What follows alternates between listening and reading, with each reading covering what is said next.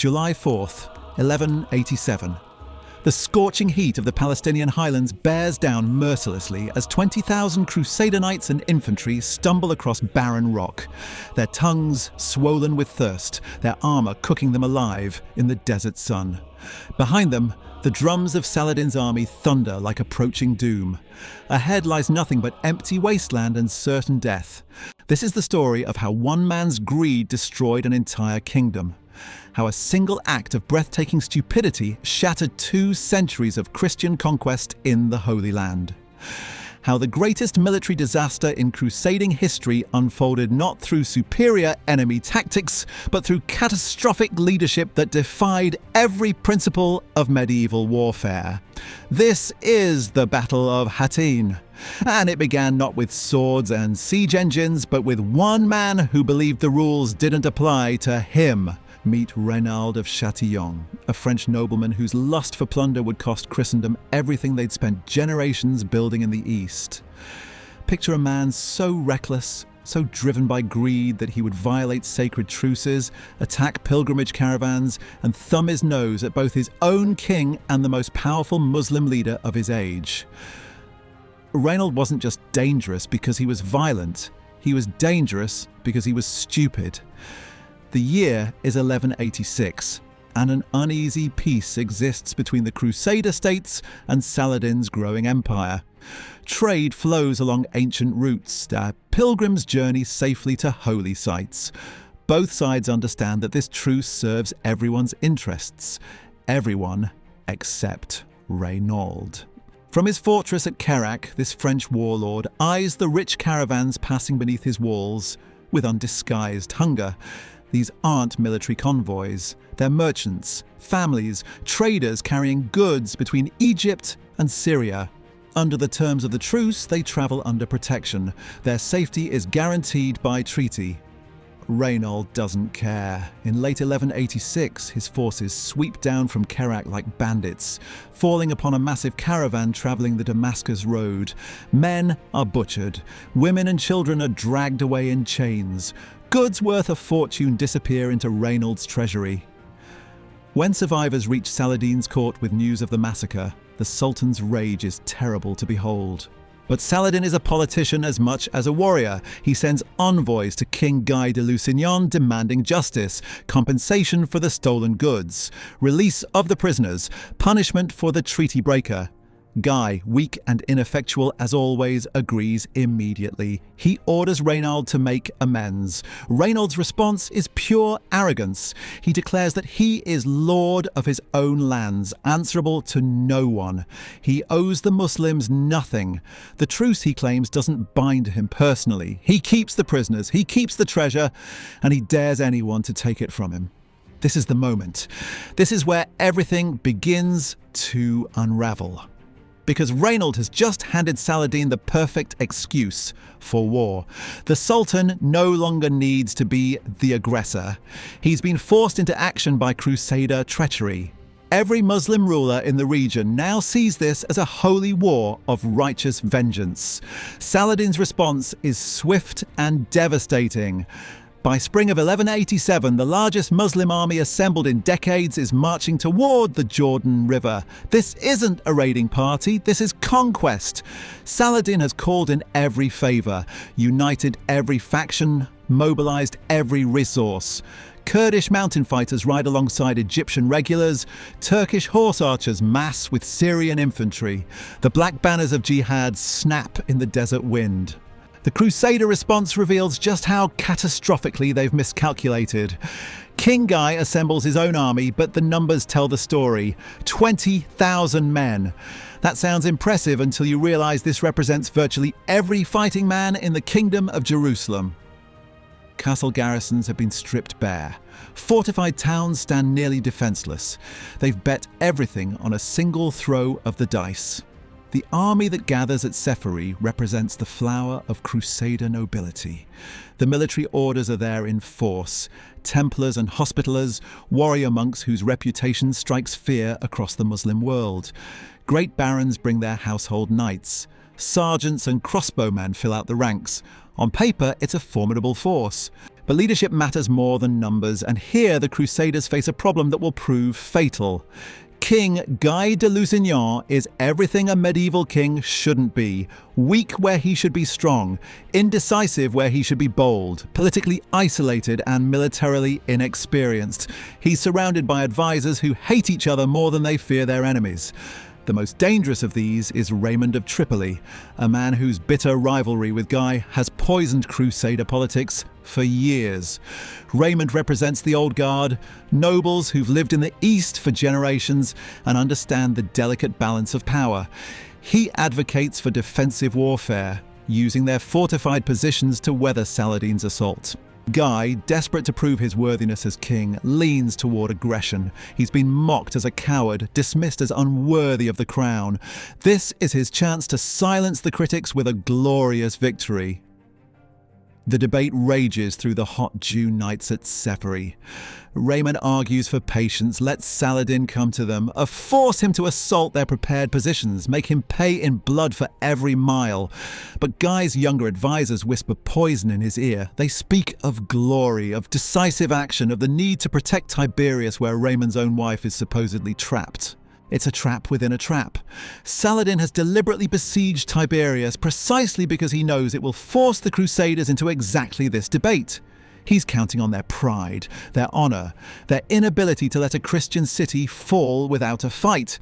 He understands them better than they understand themselves. The final decision comes on July 2nd. Against all military wisdom, against the advice of his most experienced commanders, Guy orders the army to march. They will abandon their secure base at Sephiri. They will cross 16 miles of waterless highland in the brutal summer heat. They will attempt to relieve Tiberias while under constant attack from Saladin's mobile forces. It's military suicide disguised as noble gesture. And as the Crusader army forms up in the pre-dawn darkness of July 3rd, their fate is already sealed. They just don't know it yet. The march begins at dawn on July 3rd, and from the very first steps, everything goes wrong. The Crusader column stretches for miles across the rocky terrain, a slow-moving target that Saladin's forces attack like wolves, hunting wounded prey. Turkish horse archers appear on the ridgelines, loose volleys of arrows into the packed ranks, then vanish before the heavy cavalry can respond. The heat is merciless. By mid-morning, knights are collapsing inside their mail hauberks. Horses foam at the mouth and stumble. The infantry carrying heavy packs and weapons begin to lag behind. Water becomes more precious than gold, and there isn't enough of either. Saladin has positioned his forces with surgical precision. Every spring along the route is either poisoned or heavily guarded. Every patch of shade conceals Muslim archers. The Crusaders aren't marching to battle. They're walking into an execution chamber. By midday, the situation becomes desperate. Raymond of Tripoli, riding with the vanguard, realizes they'll never reach Tiberias before nightfall. The army is disintegrating under the constant harassment. Men are dropping by the dozens. The formation is stretching thin as stragglers fall behind. He makes the fateful decision to alter course toward the springs of Hattin, just 6 miles away. It seems logical. Get water, regroup, then continue to Tiberias in the morning. But this decision plays directly into Saladin's hands. The Sultan has been herding them toward this exact spot for hours. As the Crusader army trudges toward those life-saving springs, Muslim forces race ahead to cut them off. By the time Guy's exhausted soldiers crest the ridge overlooking Hattin, they see the truth. Saladin's banners fly over the springs. Thousands of enemy warriors control every drop of water for miles. They're trapped on a waterless plateau with nowhere to run.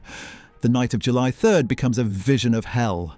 20,000 men camp on barren rock without water, while Muslim forces surround them completely. Saladin's psychological warfare begins immediately.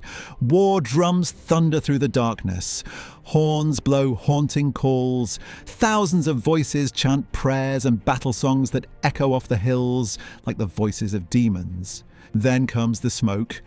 Muslim soldiers set fire to the dry grass around the plateau. Thick, choking clouds roll across the Crusader camp, making breathing agony and driving men to the edge of madness. The few remaining water skins are emptied in desperate gulps. Horses collapse and die. The infantry, already demoralized, begins to desert in groups. King Guy sits in his tent, paralyzed by the magnitude of his miscalculation. His army is dying around him, and dawn will bring the final assault. There's no escape, no reinforcements, no miracle coming to save them. July 4th, 1187, dawns clear and merciless. The Muslim army has spent the night bringing up fresh water from the Sea of Galilee. Camels carry full water skins right up to the front lines. Saladin's soldiers drink deeply, wash their faces, fill their bellies, while 20,000 Crusaders watch in desperate envy from the hills above. The psychological impact is devastating. These aren't just enemies anymore. They're men who control the thing the Crusaders need most to survive. Every sip the Muslims take is torture for the watching Christians. Saladin begins the final phase methodically. His archers move into position on the slopes, creating killing fields that cover every approach.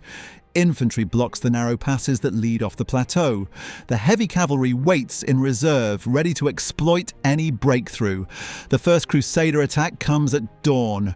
Raymond of Tripoli, commanding the vanguard, launches a desperate charge toward the springs below. His knights thunders down the slope in perfect formation, lances levelled, war cries echoing across the battlefield. They never reach the water. Saladin's troops part before them like a curtain, then close behind, cutting off their retreat. Raymond and a handful of survivors break through the Muslim lines and flee toward Tyre, abandoning the army to its fate. Whether this is cowardice or tactical wisdom, the result is the same. The Crusader vanguard has vanished. Now comes the systematic destruction. Guy orders charge after charge, each one weaker than the last. Knights who should be unstoppable on horseback can barely stay in their saddles. Their mounts are dying beneath them. Their weapons feel like lead weights. Men who fought for decades across the Holy Land find themselves helpless against an enemy who controls the single thing they cannot live without. The infantry breaks first. Thousands of foot soldiers flee uphill toward the twin peaks called the Horns of Hattin, throwing down their weapons and begging for mercy. They're cut down like wheat or taken prisoner in massive groups. The professional core of the Crusader army simply evaporates. By mid-morning, only the heavy cavalry remains. A few hundred knights clustered around King Guy's banner on the plateau, surrounded by tens of thousands of enemies. They're no longer fighting to win, they're fighting to die with honor, to die. Saladin's final assault comes from all directions simultaneously. Arrows darken the sky, infantry swarms up the slopes. The remaining Crusader knights are overwhelmed by sheer numbers, dragged from their horses, beaten down with clubs and swords. King Guy himself is captured when his horse collapses beneath him. The true cross, the most sacred relic in Christendom, disappears into Muslim hands.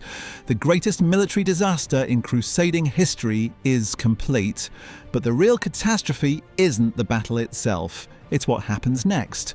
With virtually every fighting man in the kingdom dead or captured, there's no one left to defend the Crusader cities. Saladin's forces sweep across Palestine like a flood. Acre falls. Jaffa surrenders. Beirut opens its gates without a fight.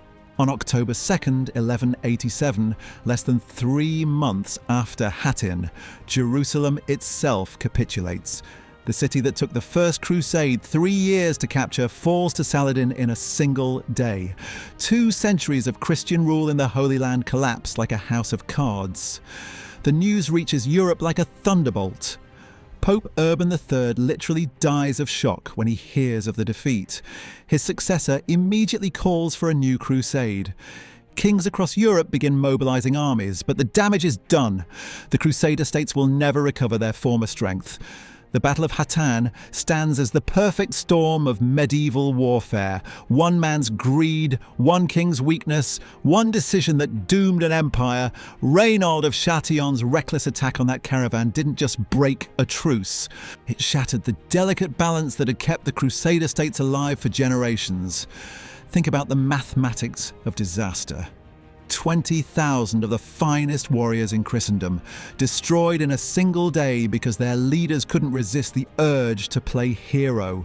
52 cities lost because Guy de Lusignan refused to listen to the one man who understood their enemies. an entire kingdom erased because pride mattered more than survival. Saladin didn't win at Hattin through superior numbers or revolutionary tactics.